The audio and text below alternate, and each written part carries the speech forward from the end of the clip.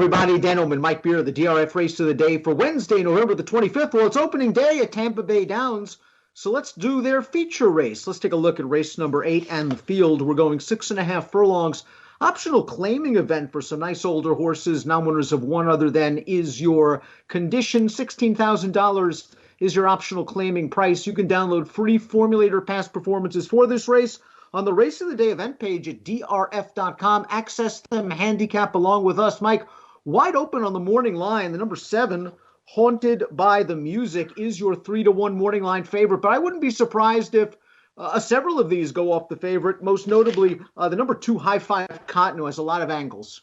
Yeah, I mean, I don't know how short they can go on anyone, Dan. I did sort of feel like the 7 was the horse to beat in here.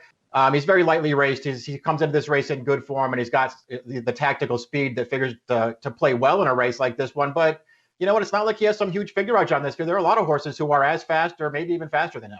But you mentioned perhaps the key handicapping component for this race. We'll throw up the Timeform US pace projector, and you see the 7, Haunted by the Music, on the lead in a blue bar scenario, which favors horses on or near the lead. Haunted by the Music, as you mentioned, is a lightly raced horse. He does have upside, and he's coming out of a pretty live race. He could be very tough to catch. Yeah, that really does look like his big advantage, his tactical speed. And we'll just see if he can just show up and run one of his good races. If he does, I suspect he'll be very tough in this race. But again, there are other horses in here who have plenty of races that could make them very, very tough as well.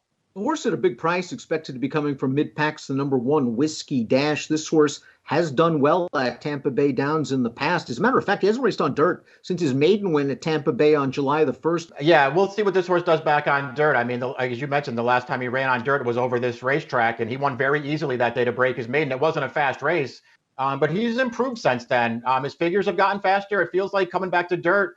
I mean, I don't know about you, Dan. I wouldn't worry about it too much. He showed he can handle it already.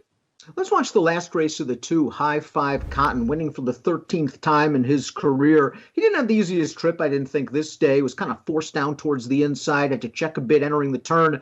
He's in between horses right now, and he's just going to burst his way on through. Listen, he's sharp. He's won 2 in a row. He's won 4 of his last 5 at Tampa Bay Downs. He's done very well over this surface, and he was reclaimed by Jose Delgado, a high-percentage trainer. Yeah, just a lot of things to like about this horse. In very good form. He's got the figures. He has speed from the inside. I liked that win from him last time, Dan. I mean, he did have a little trouble. I mean, I don't think you could watch it and feel like, you know, he overcame some kind of super tough trip, but he did get shuffled back on the turn. He recovered. He split horses. He won very easily.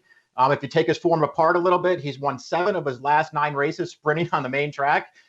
He's just in very good form, and he makes a lot of sense in this race. What do you do with a horse like the 3, Exchequer? This is a horse who hasn't sprinted in over a year, and we're going to watch his last race go in a 2-turn off the turf event to Delaware, and in his last 2 races, maybe turning back will be okay for him. He's run well at Tampa Bay in the past, and according to Timeform US, despite cutting back in distance, he has the tactical speed to stay close.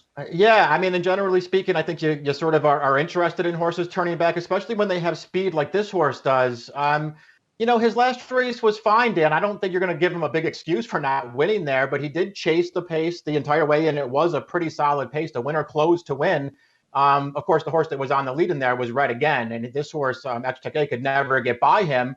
He did get tired late. He settled for 3rd, but I actually feel like he's one of those horses where turning back could actually work for him.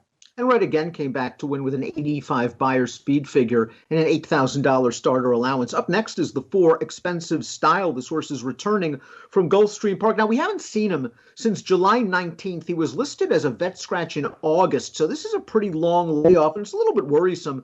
But he was in against some good horses at Gulfstream, Mike. Last time out, that horse all around that beat him. That was, I think, a Saffie Joseph special. Came back and won a 2X with a 95 buyer, second then with an 88. So Expensive Style sure fits with these horses. Yeah, I think he does too. We'll see if the layoff is something to really be concerned about. But this is another horse who is, you know, lightly raced enough that you feel like maybe he could even take another step forward. And I thought he had enough tactical speed, Dan. I mean, he's not a real speed horse, but he's not slow either. I expect him to be in a pretty good trip in this race. At first glance, the 5, Singing in the John. What a name. Singing in the John is tough to like, but I guess you can make some excuses. His last race was 2 turns against a horse named Just Kidding, who's probably won like 1,000,000 times in his career. That horse came back to win with a 76 buyer. I mean, Singing in the John's eligible for numbers at 2, so you can't, forgive him for being overmatched by that horse. And it was turf 2 and 3 back. You go back to his debut, he won it over a sloppy track.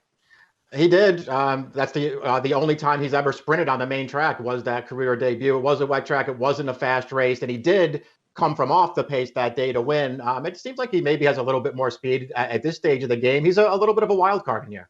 Corral is the number 6, is a one-run closer.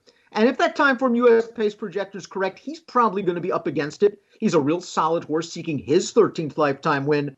Haven't seen him since September at Prairie Meadows, the third-place finisher at 72. Very consistent from a speed figure standpoint, but needs the right trip and setup. Yeah, that's the real drawback for him, is that he really doesn't have any early speed. He's another horse, though. It's very interesting, Dan. They have not done a lot of sprinting with him, but when they finally turned him back off the layoff in June, he ran well in 3 straight races going 6 furlongs. So it does sort of feel like this is what he's best at. They're going to take him back and let him make one run in the stretch, and if the pace is there, he'll come running. Now, Haunted by the Music has lost at 3-1 or less in his last 5 races. He's your 3-1 program favorite. But his last race, I thought it was a decent effort against one of them. The 6th-place finisher earned a 79 Beyer speed figure in his next effort. So that was a pretty live race. And his pace advantage does give him an edge. Do I want to go much shorter on the morning line? No, I don't. But he's a contender to be sure. Yeah, that's how I looked at him, too. I mean, I don't know how short a price I would want on him. It's a little worrisome to me that the best race he's ever run in his career is still his career debut when he won by over 6 lengths over this track. He hasn't really gotten that much better since then. I don't love that about him. Tune in, going turf to dirt, route to sprint, and shipping up from Gulfstream West. This horse has run a decent figure sprinting on the dirt. I mean, 4 starts back, he did it with an 80 Beyer speed figure. Of course, he was trained by the controversial Jorge Navarro at that point. Then he ran against a really razor-sharp horse. That over-deliver came back to run second with an 86. Then he won 2 races in a row with 90s and 88. So he was likely overmatched in that race. He was 7-2 against that horse. Yeah, it's true. I mean, I feel like the main thing that I don't like about this horse, Dan, is the race for Navarro, the first time for Navarro sprinting. It's really the only race of his that I really think is any good at all. I know that he won on debut for Brad Cox, but I did not like that performance from him. And I do not like the field that he beat that day. And ever since then, I don't really see the race that makes me want to bet him in here. Now, Mike, you followed Tampa Bay Downs for a while now, and a lot of times we see horses come from all over, all the snowbirds, whether it's Indiana Grand, Prairie Meadows, Delaware, etc., come down here. Have you ever seen an Emerald Downs shipper? Here's the 9 Long Lance, his most recent race. It was a maiden win at Emerald. 47 Beyer speed figure. He's odds on in here. He didn't win exactly like an odds on should. He only wins by a head. Big step up in class and a big ship. Yeah, I mean, I guess we'll see what he does. To me, it was hard to be impressed with that maiden win last time, Dan. I mean, at such a short price, he worked really hard, and he worked really hard to get by the longest shot on the board in there. That was not an impressive win. Let's take a look at our top picks for the Wednesday DRF race of the day. It's opening day at Tampa Bay. You like 2 in here, Mike. This horse looks very sharp.